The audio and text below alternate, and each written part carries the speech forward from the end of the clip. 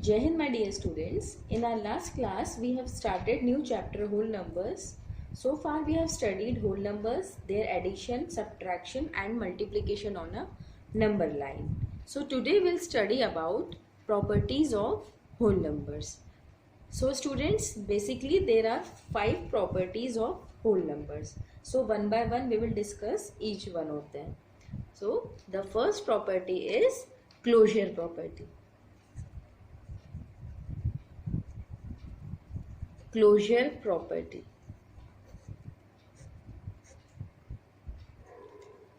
Closure property of whole numbers. So closure property states that the sum or multiplication of any two whole numbers is always be a whole number.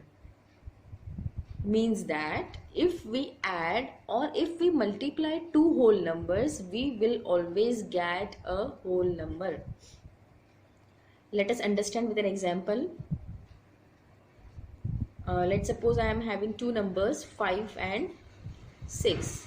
So according to closure property, when I add these two numbers 5 and 6, I will get 11 as an answer. So here 5 is a whole number, 6 is also a whole number, and we add them, we get 11, which is also a whole number. So closure property states that when we add two whole numbers, we always get a whole number. And this rule implies in multiplication also. Suppose I am having the same number 5 and 6. If I multiply 5 and 6, I will get 30.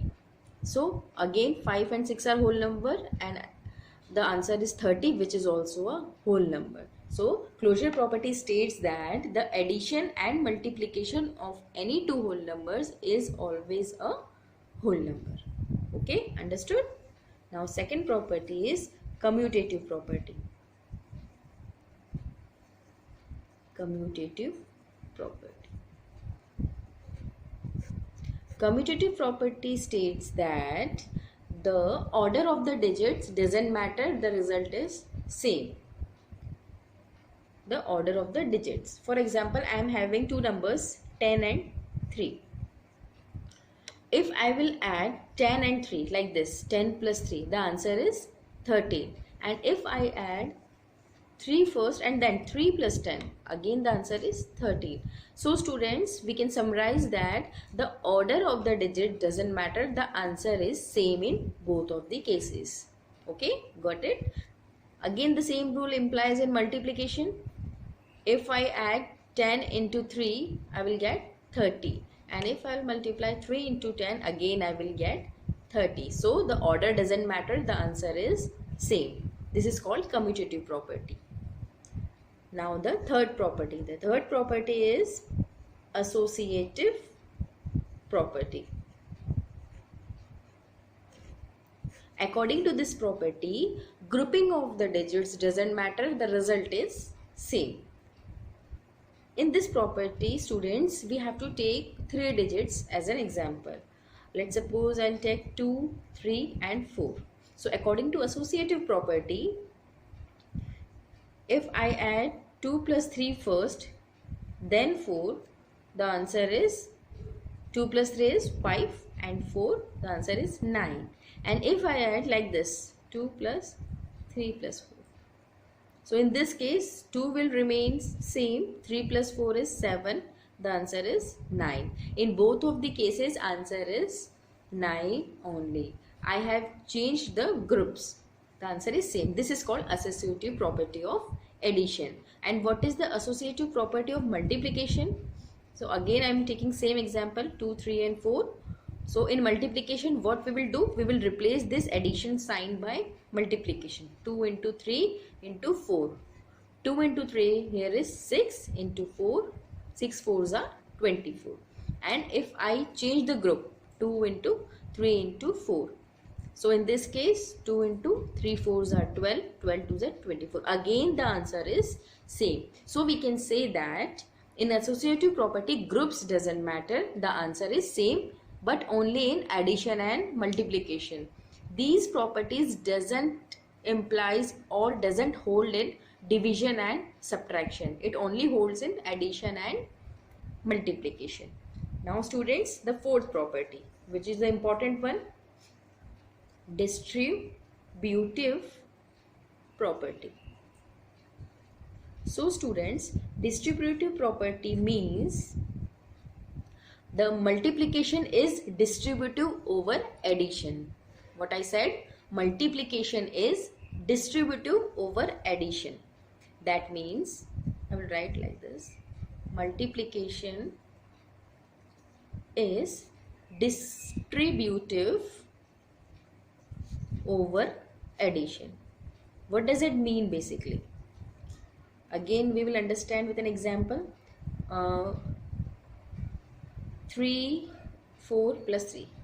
Let's suppose I am having a term like this, 3, 4 plus 3. There is no sign between this number, it will always be considered as multiplication. So according to distributive property, if 3 into 4 plus 3, I am having this type of term, so the answer will be, I will multiply 3 by 4 first, then by 3. 3 into 4 plus 3 into 3. This is called distributive property. Multiplication is distributive over addition. That means I am distributing, I am multiplying 3 to 4 also and 3 also. I am opening the bracket and I am multiplying 3 to the digits which are present inside. Okay, got it? So what I'll get, 3 4s are 12, 3 3s are 9. The answer is 21. Okay. Let us take another example of distributive property. 4 into 6 plus 9. So according to the distributive property, what we will do, we will multiply this 4 in 6 and this 4 in 9 also, and we will put addition sign in between them. So 4 multiplied by 6 plus 4 multiplied, this 4 is multiplying by 6 and again this 4 is multiplying by 9, because 4 is common between this 6 and 9. 4 into 9. So 6 4s are 24, 9 4s are 36. So by adding them, what we will get? 60. Okay.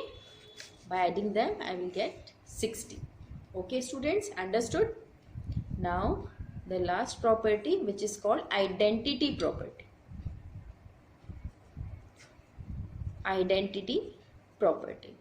In this property students, we have two types, additive identity and multiplicative identity.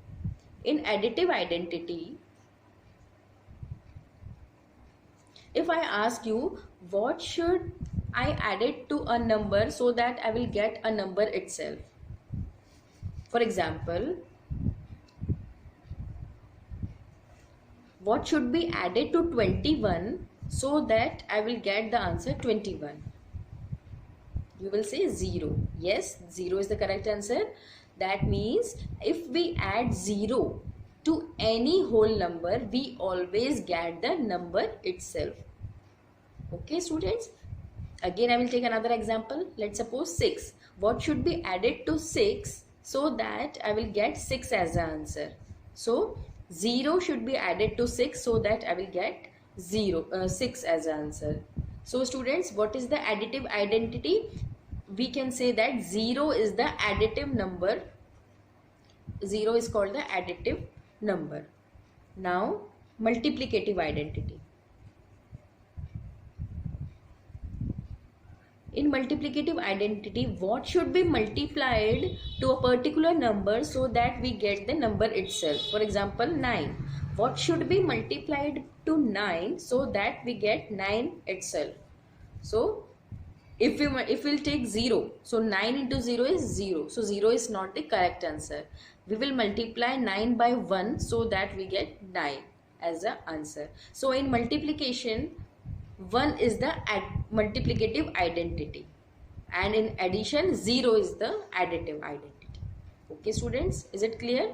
So in identity property, we have to, in addition, we have to think such number so that we'll add that number to a given number, will get the number itself. So in additive identity, 0 is the additive element, and in multiplicative identity, 1 is the multiplicative element of identity property. Understood? So these are the 5 properties which we have discussed today. Students, the use of this property is to simplify our calculation. So in my next video, we'll discuss some questions using these properties. Okay students, thank you.